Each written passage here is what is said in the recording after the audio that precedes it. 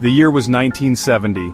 A young nursing student named Donna received a peculiar gift from her mother, a seemingly innocuous Raggedy Ann doll.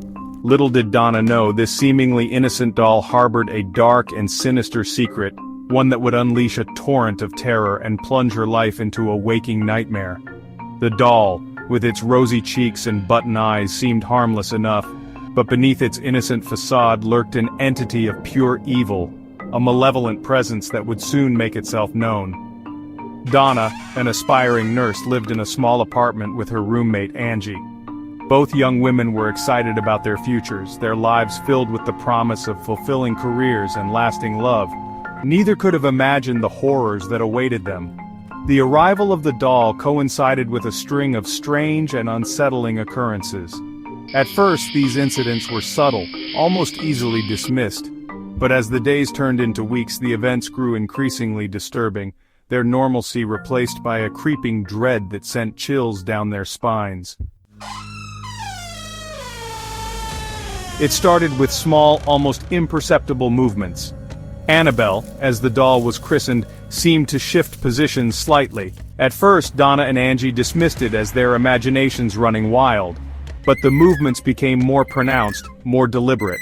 Annabelle would be found in different rooms, her lifeless limbs contorted in unnatural positions.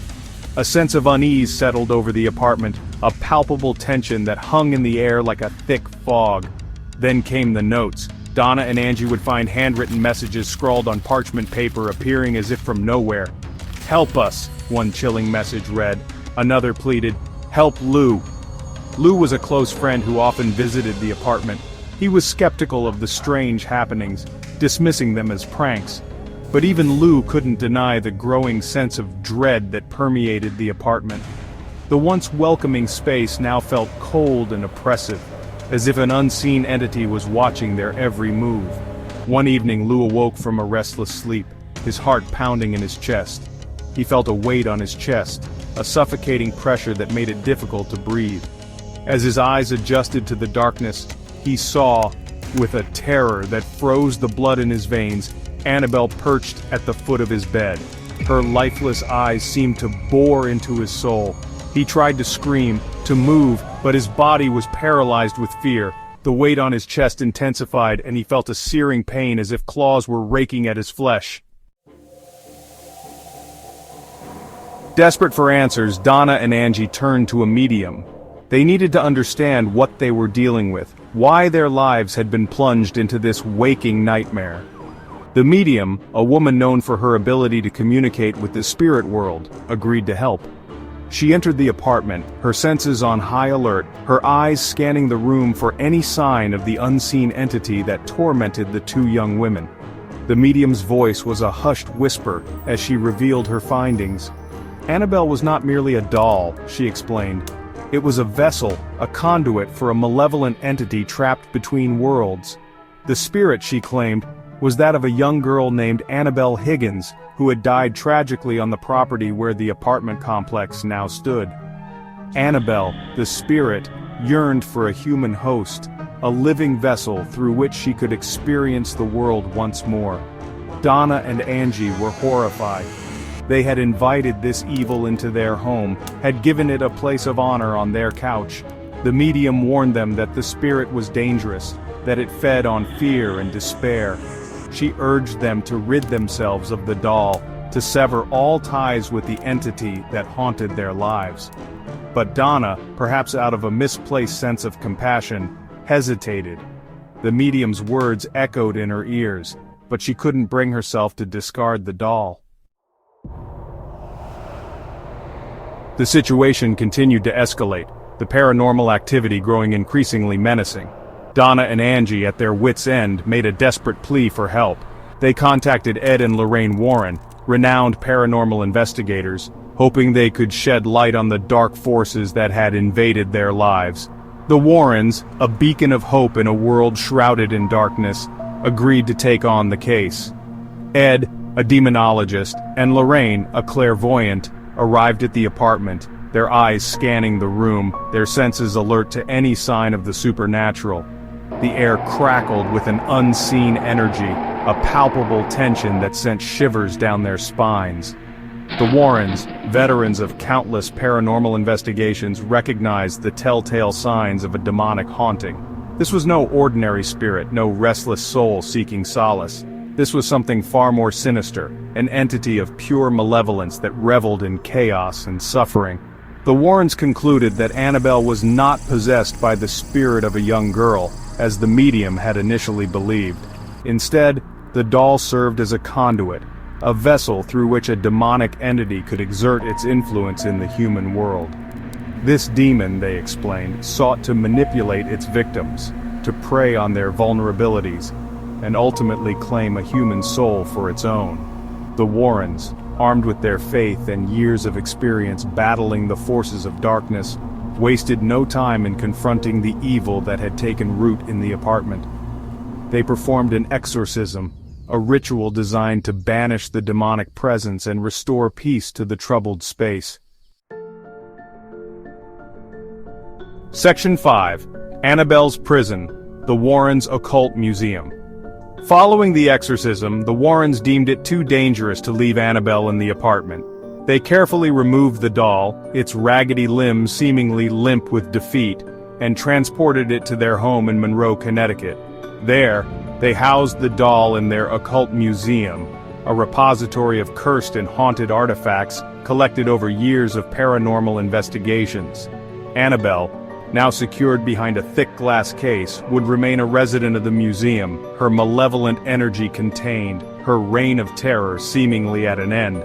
The Warrens, acutely aware of the danger posed by the doll, placed a warning sign on Annabelle's case. "Positively do not open," it read, a stark reminder of the evil that lurked within. The museum, a testament to the Warrens' lifelong dedication to battling the forces of darkness, became a pilgrimage site for those fascinated by the paranormal, drawn to its collection of chilling artifacts. Visitors often reported feeling uneasy near Annabelle's case, a sense of dread washing over them, as if the doll's malevolent gaze followed their every move. Some claimed to have seen the doll move, its lifeless eyes seemingly blinking or its head tilting slightly. Others reported feeling a sudden drop in temperature, or an inexplicable wave of nausea when near the doll's display. Section 6. Fact, Fiction, and Hollywood Hype. Annabelle's story, a chilling blend of fact and folklore, captivated the public's imagination. The doll's infamy grew, fueled by whispers and rumors, each retelling of the tale adding to the legend. Hollywood, ever eager to capitalize on our deepest fears, took notice. Annabelle's story, ripe with terrifying potential, became the subject of several blockbuster horror films. The Annabelle film franchise, part of the larger Conjuring universe, introduced the doll's reign of terror to a new generation. While the films drew inspiration from the real Annabelle case, they took creative liberties, amplifying the doll's malevolence and crafting a narrative designed to keep audiences on the edge of their seats. The cinematic Annabelle, often depicted as a menacing porcelain doll with piercing blue eyes, differed significantly from the real-life Raggedy Ann doll. But the underlying theme remained the same, a seemingly innocuous object serving as a vessel for a malevolent entity, its innocent facade masking a heart of darkness. Section 7. Annabelle's Journey South, New Orleans and Beyond. In recent years, Annabelle's story took an unexpected turn. Following the closure of the Warrens' Occult Museum in Monroe, Connecticut, the doll's whereabouts remained a mystery for a time. Rumors swirled, some claiming that Annabelle had been sold to a private collector, others whispering that the doll had vanished altogether. Then, news broke that sent chills down the spines of those who had followed Annabelle's reign of terror. The doll was on the move. The Warrens' son-in-law, Tony Spera, who inherited the responsibility of caring for the museum's collection, revealed that he had relocated Annabelle and the other artifacts to a new, undisclosed location. Whispers spread like wildfire, speculating on the museum's new home. Some suggested a remote location, far from civilization, where Annabelle's evil could be contained. Others pointed to New Orleans, a city steeped in voodoo and the occult, as a fitting new home for the infamous doll. The rumors proved true. The Warrens' Occult Museum resurfaced in New Orleans, a city known for its rich history, vibrant culture, and deep-rooted connections to the supernatural. Annabelle, it seemed, had found a new home, her malevolent energy now intertwined with the city's enigmatic spirit. Section 8, A Plantation Ablaze, Coincidence or Curse. Annabelle's arrival in New Orleans coincided with a string of unsettling events. A fire erupted at a historic plantation house on the outskirts of the city, reducing the centuries-old structure to ashes. The cause of the fire remained a mystery, fueling speculation that Annabelle's malevolent presence had played a role. Coincidence? Or something more sinister? The lines between the natural and the supernatural blurred. Local newspapers ran stories about the fire, some mentioning Annabelle's recent arrival in the city. Social media buzzed with theories, some dismissing the connection as mere superstition, others convinced that the doll's presence had awakened a darkness that had long slumbered beneath the city's surface. The timing, they argued, was too coincidental to ignore. Annabelle, they whispered, had brought her curse to New Orleans. The plantation fire, regardless of its cause, served as a stark reminder of the power we ascribe to the unknown. Whether Annabelle was directly responsible or simply a catalyst for the events that unfolded remained a matter of debate. But one thing was certain. The doll's presence had cast a long shadow over the city, its malevolent legend woven into the fabric of New Orleans' haunted history. Section 9. The Enduring Enigma, a reflection on fear and belief. Annabelle's story, spanning decades and capturing the imaginations of millions, continues to fascinate and terrify. The doll, a seemingly innocuous object, has become a cultural icon, a symbol of our deepest fears and our enduring fascination with the unknown. But what is it about Annabelle that continues to captivate us? Is it the doll itself? Or the idea of an unseen evil lurking beneath the surface of our everyday lives?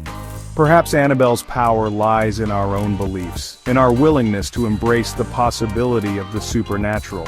We project our fears onto the doll, imbuing it with a power it may or may not possess. The line between belief and reality blurs, and we are left to grapple with the unsettling notion that perhaps, just perhaps, there are forces at work in the universe beyond our understanding. As we delve into the chilling tales of haunted objects and demonic entities, we are forced to confront our own mortality, our own vulnerabilities. We seek answers in the darkness, searching for meaning in the chaos. Annabelle's story, a chilling reminder of the fragility of our existence, serves as a cautionary tale, a reminder that sometimes the most innocent-looking objects can harbor the darkest of secrets. And sometimes the things that terrify us the most are the things we cannot explain, the mysteries that linger long after the lights have been turned out, and we are left alone with our thoughts, our fears given shape in the shadows.